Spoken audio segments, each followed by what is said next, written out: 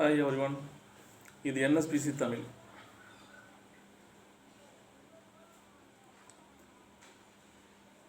IBC YouTube சேனலுக்கு நாஞ்சில் சம்பத் அவர்கள் பேட்டி கொடுத்துருக்கார். அதில் அவர்கள் கேட்ட கேள்விகளுக்கு அவர் சொல்லியிருக்கும் பதில் மிக மிக மிக சிறப்பானது.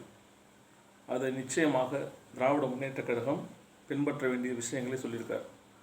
எப்படின்னா, அந்த செய்தியாளர் கேட்குறார், இப்போது திமுக பாரதிய ஜனதா கட்சியை மிக கடுமையாக எதிர்த்து கொண்டிருக்கிறது. தேர்தலுக்கு பிறகு திமுக வெற்றி பெற்று ஆட்சியில் அமர்ந்துவிட்டால் அப்போதும் இதே போன்று பாரதிய ஜனதா கட்சியை திமுக வலிமையாக எதிர்க்குமா அப்படின்னு கேட்குறாரு. அதுக்கு அவர் பதில் சொல்கிற பதில் என்னன்னாக்கா, நிச்சயமாக எதிர்க்கணும், எதிர்க்க வேண்டும். அப்படி எதிர்க்கலைன்னா திராவிட முன்னேற்ற கழகம் தன்னை தக்க வைத்துக் கொள்ள முடியாது, வலுவிழந்துவிடும். இதே போன்ற தவறை தான் திராவிட முன்னேற்ற கழகத்தின் தலைவர் கலைஞர் அவர்கள் காங்கிரஸ் ஆட்சி காலத்தில் செய்தார். அதனால்தான் திராவிட முன்னேற்ற கழகம் மிகப்பெரிய பின்னடைவை சந்தித்தது.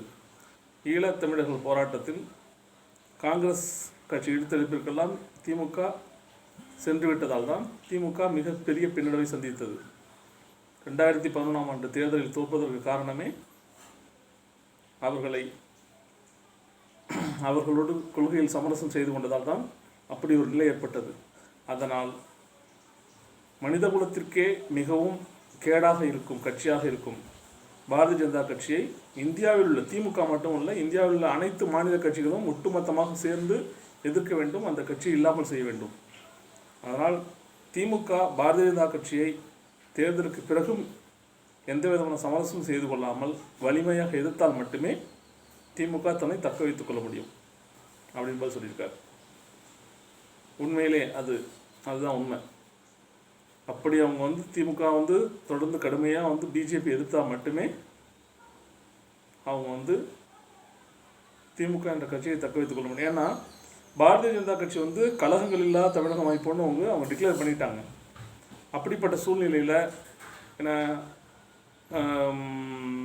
சமரசம் இந்த அளவுக்கு வலிமையாக எதிர்க்க வேண்டியதில்லை, எதுக்கு தேவையில்லாமல் அப்படின்னு அவங்க நிலைப்பாட்டை எடுத்தாங்கனாக்கா அது நிச்சயமாக திமுகவுக்கு பின்னடைவு தான் ஏற்படுத்தும். நாஞ்சில் சம்பத் என்ன சொன்னார்னாக்கா, இந்த விஷயத்தை கலைஞர் செய்த தவறை ஸ்டாலின் செய்ய மாட்டார், அவர் ஏற்கனவே பாடம் படித்திருப்பார் அப்படின்னு சொல்லியிருக்காரு. நாமும் அப்படியே நம்புவோம்.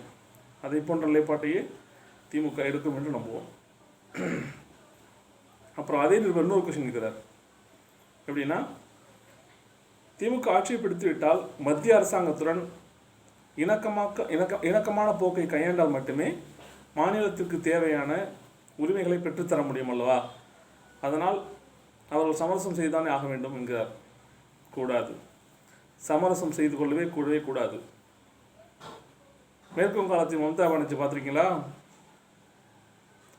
அவங்க அவ்வளவு கடுமையாக எதிர்த்துக்கிட்டு இருக்காங்க. ஜேபி நட்டா பாரதிய ஜனதா கட்சியுடைய தேசிய தலைவர், அவர் மேற்கு வங்காளத்துக்கு போகிறாரு. அவருடைய கார் தாக்கப்பட்டு விட்டது. அது இவங்களே செய்த சதியாக கூட இருந்திருக்கலாம். அவங்க என்ன பண்ணுறாங்கன்னா, மத்திய உள்துறை அந்த மாநில தலைமைச் செயலாளருக்கு ஓலை அனுப்புது, நீங்கள் டெல்லிக்கு வரணும், எங்களுக்கு விளக்கம் கொடுக்கணும், எப்படி அவருடைய கார் தாக்கப்பட்டது, அதுக்கு நீங்கள் விளக்கம் கொடுக்கணும் அப்படின்ட்டு மத்திய உள்துறையிலேருந்து ஒரு ஓலை அனுப்புகிறாங்க, டெல்லிக்கு வர சொல்லி மேற்கு வங்க மாநில தலைமைச் செயலாளருக்கு. ஆனால் மம்தா பானர்ஜி அனுப்பலை.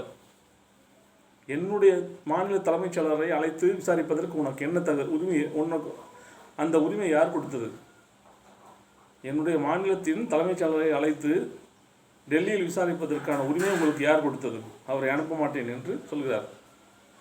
இப்போ மத்திய அமைச்சரவை கப்சிப்னு ஆயிடுது. யார் ஓலை அனுப்பி டெல்லிக்கு விளக்கம் தரணும்னு சொன்னாங்களோ இப்போ எதுவுமே பேசலை. அதனால் எதிர்த்தால் மட்டுமே தான் நிச்சயமாக தன் மாநில மக்களுக்கான உரிமைகளை பெற்றுத்தர முடியும். அதை போல் திமுகவும் நிச்சயம் செய்ய வேண்டும். ஆட்சி அமைந்த பிறகு மத்திய அரசாங்கத்தை சமரசம் செய்து கொள்ள வேண்டும் என்று நினைத்தால் அவ்வளவுதான், அவர்கள் ஒழித்து விடுவார்கள். அவர்கள் அறிவித்து விட்டார்கள், திராவிட கட்சிகள் தான் கொள்கை எதிரி, அதுவும் திராவிட கொள்கைகளை பின்பற்றி வரும் தமிழ்நாட்டில் பின்பற்றி வரும் திமுக தான் தங்களுடைய முதல் எதிரி என்று அவர்கள் அறிவித்து விட்டார்கள். இந்த தேர்தலில் கூட அவர்கள் திமுகவை ஒழிப்பதற்காகத்தான் கடுமையாக பிரயத்தனம் செய்து கொண்டிருக்கிறார்கள். அதிமுக என்பதெல்லாம் அவர்களுக்கு ஒரு பொருட்டே கிடையாது. திமுகவை ஒழித்துவிட்டால் நாம் இங்கே கால் ஒன்று விடலாம், தமிழகத்தை கைப்பற்றி விடலாம் என்பதுதான் அவர்களுடைய திட்டமாக இருக்கிறது.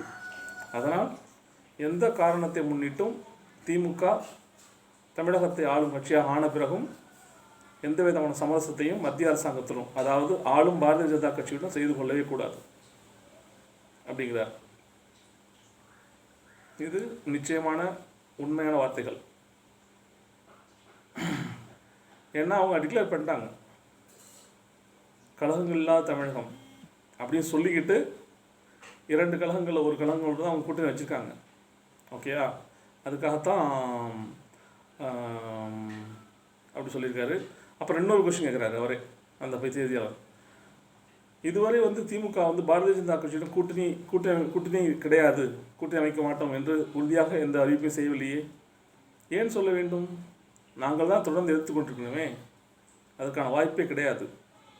திமுக பாரதிய ஜனதா கட்சியுடன் கூட்டணி அமைப்பதற்கான வாய்ப்பே கிடையாது, அமைக்கவும் மாட்டார்கள். நாங்கள் தொடர்ந்து எதிர்த்து கொண்டே இருக்கின்றோம். அவர்கள் எங்கள் சித்தாந்த எதிரி. அப்படி இருக்கும் பொழுது கூட்டமைப்பதற்கான வாய்ப்பே இல்லை அப்படின்னு நாஞ்சில் சம்பத் உறுதியாக கூறுகிறார். ஆனால் நாஞ்சில் சம்பத் திமுகவின் ஒரு அடிப்படை உறுப்பினர் கூட இல்லை. இருந்தாலும் அவர் திமுகவின் மீது நம்பிக்கை வைத்து கூறுகிறார். அவருடைய நம்பிக்கையும் தமிழ்நாட்டு மக்களின் பெரும்பான்மையானவர்களின் நம்பிக்கையும் காப்பாற்ற வேண்டியது திராவிட முன்னேற்ற கழகத்தின் தலைமையின் பொறுப்பாக இருக்கிறது. ஓகே, நாஞ்சில் சம்பத் சொன்னது போல் அவர்கள் செயல்பட்டால் மட்டுமே திமுக தன்னை தக்க வைத்துக் கொள்ள முடியும். ஏனென்றால் எதிரி என்பவர் அறிவித்து விட்டார், நீதான் என்னுடைய முதன்மை எதிரி என்று. அப்படி அறிவித்து விட்ட பிறகு அரசியலில் நிரந்தர நண்பனும் இல்லை பகைவனும் இல்லை என்று மேற்கோள் காட்டி கூட்டணி அமைப்பது என்பது கூடவே கூடாது. அப்படி அமைத்தால் அது திராவிட முன்னேற்ற கழகத்தில் ஒரு மிகப்பெரிய பின்னடைவை ஏற்படுத்தும். ஓகேயா, சரி பார்க்கலாம். மோடியின் கொள்கையும் ரஜினிகாந்தின் கொள்கையும் ஒன்றுதான் என்று ரஜினிகாந்தால் ஆரம்பிக்கப்படாத கட்சியின் தலைமை ஒருங்கிணைப்பாக இருக்கும் அர்ஜுனமூர்த்தி கூறியிருக்காரு. ஆமாம், அவர் ஃபஸ்ட்டு என்ன சொன்னார்னாக்கா, நீங்கள் பாரதிய ஜனதா கட்சி திரும்பி செல்வீங்களா அப்படிங்கிறதுக்கு, இல்லை நான் போக மாட்டேன், நான் ரஜினியோட தான் இருப்பேன், மோடியும் ரஜினியும் எனது 2 கண்கள்னு சொல்லியிருந்தார் அர்ஜுனமூர்த்தி. இப்போ என்ன சொல்லியிருக்காருன்னா, ஒரு தொலைக்காட்சி பேட்டியில் மோடியோட கொள்கையும் ரஜினியோட கொள்கையும் ஒன்று தான், ரஜினி வருத்தப்படுறாரு, இந்த தமிழ்நாட்டு மக்களுக்கு மோடியோட கொள்கையெல்லாம் தெரிய மாட்டேங்குது, தெரியப்படுத்த முடியலையே, மோடியோடைய கொள்கை எல்லாமே இந்தியிலே இருப்பதனால தமிழக மக்களுக்கு அந்த கொள்கை சென்று சேர மாட்டேங்குது அப்படின்னு ரஜினிகாந்த் வருத்தப்பட்டிருக்காரு அப்படின்னு அவர் சொல்லியிருக்காரு. ரஜினிகாந்த் கட்சி தொடங்காமல் நான் அரசியல் ஈடுபட போவதில்லை என்று அறிவித்திருந்தாலும் கூட அர்ஜுனமூர்த்தி என்பவர் ரஜினிகாந்தின் காலை சுற்றிய பாம்பாகத்தான் இருக்கிறார். அது அவ்வளோ சீக்கிரம் விடாதுன்னு நினைக்கிறேன். அவர் இதை போன்ற பேட்டிகள் கொடுத்து ரஜினிகாந்த் கிட்டத்தட்ட பிஜேபியின் சேரவில்லை, ஆனால் அவருடைய கொள்கையும் பாரதிய ஜனதா கட்சியும் கொள்கை ஒன்றுதான் என்று அறிவித்து விடுவார் என்று நினைக்கிறேன். அவர் ரஜினியை முழுவதுமாக அம்பலப்படுத்தாமல் விடமாட்டார் என்று தான் நினைக்க தோன்றுகிறது. அப்படி செய்தால் மட்டுமே ரஜினிகாந்தனுடைய ரசிகர்கள் பாரதிய ஜனதா கட்சிக்கு வாக்களிப்பார்கள் என்று அர்ஜுனமூர்த்தி திட்டமிட்டிருக்கலாம். இப்போதைய முக்கியமான கடமை ரஜினிக்கு என்ன இருக்கிறது என்றால், அவர் அறிவிக்க வேண்டும், எனக்கும் அர்ஜுனமூர்த்திக்கும் எந்த தொடர்பும் இல்லை, நான் கட்சி தொடங்கும் போது அவரை தலைமை ஒருங்கிணைப்பாக அறிவித்தேன், ஆனால் இப்போது நான் கட்சி தொடங்குவதில்லை என்று முடிவு செய்த பிறகு அவருக்கு எனக்கு எந்த தொடர்பும் இல்லை என்று அறிவித்தால் மட்டுமே அவருக்கு இருக்கும் இப்போதைய பிம்பம் காப்பாற்றப்படும். நான் சொன்ன ஆன்மீக அரசியல் என்பது காவி அரசியல் அல்ல, அனைத்து மதங்களையும் உள்ளடக்கிய அரசியல் தான் நான் சொன்ன ஆன்மீக அரசியல். ரஜினிகாந்த் சொன்னதை உண்மைப்படுத்த வேண்டும் என்றால் அர்ஜுனமூர்த்தியை அவரை இது போன்ற பேட்டிகள் கொடுக்காமல் இருக்க செய்ய வேண்டும். அப்படி இல்லை என்றால் அவருக்கும் எனக்கும் எந்த தொடர்பும் இல்லை என்று ரஜினிகாந்த் அறிவித்தால் மட்டுமே அவருடைய இப்போதைய எல்லா மக்களுக்கும் பிடித்தமான மனிதர் என்ற பிம்பம் காப்பாற்றப்படும். இல்லை என்றால் அவரும் ஒரு சங்கிதான், பாரதிய ஜனதா கட்சியின் கொள்கைகளின் மீது பற்று கொண்ட ஒரு மனிதர் தான் என்ற ஒரு பிம்பத்தை குருமூர்த்தி வகைராக்கள் ஏற்படுத்தும். அதற்கான முதற்கட்ட நடவடிக்கைகள் தான் அர்ஜுனமூர்த்தியின் வார்த்தைகள், அவர் அளிக்கும் பேட்டிகள். இது பற்றி ரஜினிகாந்த் தான் ரொம்ப கவலைப்படணும், நம்ம சொல்லியாச்சு. ஓகேயா, ரைட். விவசாயிகள் போராட்டம் டெல்லியில் கிட்டத்தட்ட 2 மாதங்களுக்கு மேலாக விவசாயிகள் போராட்டம் நடந்துகிட்ருக்கு. இதுவரைக்கும் 60க்கும் மேற்பட்ட விவசாயிகள் அந்த இடத்தில் இருந்திருக்கிறார்கள். பல தற்கொலை செய்து கொண்டு மாண்டிருக்கிறார்கள். இப்படி தான் போய்கொண்டிருக்கிறது. மத்திய பிரதேச மாநிலத்தில் ஒரு விவசாயி, அவர் மகேந்திர சிங் ராஜ்புத் சம்திங் அவருடைய பேர். அவர் பாரதிய ஜனதா கட்சிக்கு அபிமானி. அவர் எழுதி வச்சிருக்கார், நான் மோடிஜி அவர்களே, நான் உங்களுடைய அபிமானி, இருந்தாலும் என்னால் பாரதிய ஜனதா கட்சியின் கொள்கைகளை ஏற்றுக்கொள்ள முடியவில்லை. அவர்களுடைய கொள்கைகள் எல்லாம் ஏட்டிலே தான் சிறப்பாக இருக்கின்றது, ஆனால் நடைமுறைப்படுத்தும் பொழுது மிக கொடுமையானதாக இருக்கின்றது என்று எழுதி வைத்துக்கொண்டு தற்கொலை செய்திருக்கிறார். இப்படி என்றால் அவருடைய மாவு மில் வச்சு நடத்தியிருக்காரு. அந்த மாவு மில்லுக்கு பார்த்தீங்கன்னாக்கா சும்மா நார்மலாக பார்த்தீங்கன்னா 4700 தான் கரண்ட் பில் வருமா. இப்போ மத்திய பிரதேச மாநிலத்தில் மின் கட்டணங்கள் அதிகமாக மிக கடுமையாக உயர்த்தப்பட்டிருக்கிறது. இப்போ இந்த கொரோனா காலத்தில் அந்த அவருடைய மாவு மில்லும் ஓடலை. ஆனால் இருந்தாலும் 86,500 ரூபாய்க்கு பில் வந்திருக்கு. அவரால் அந்த பில்லை பார்த்தோன்னே அதிர்ச்சி அடைஞ்ச அவர் அவருக்கு அந்த பணத்தை கட்ட முடியலை.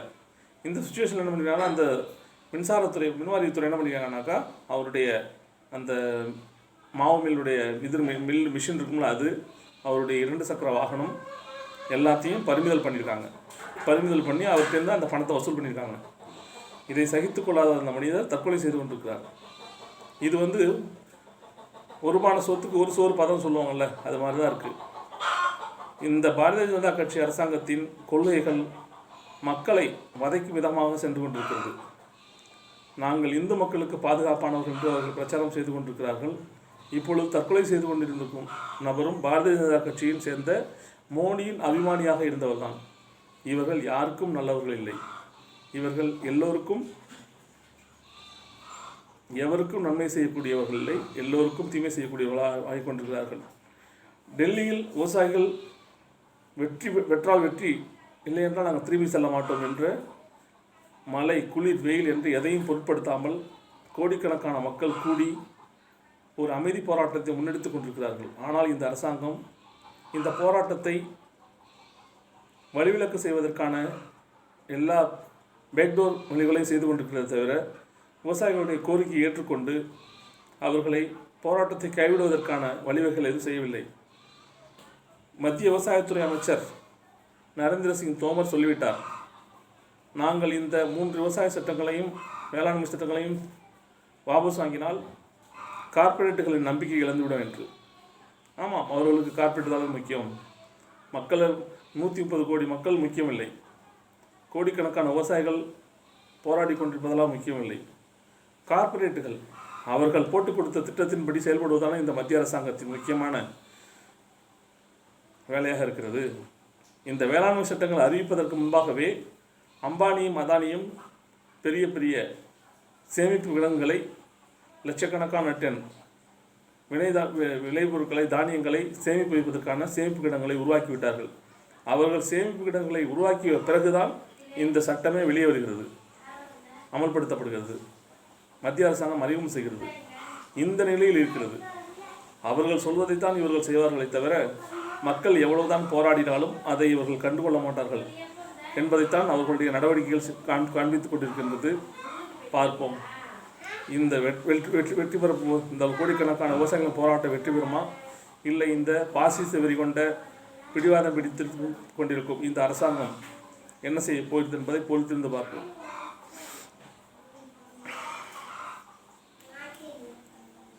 தேங்க்ஸ் ஃபார் வாட்சிங்.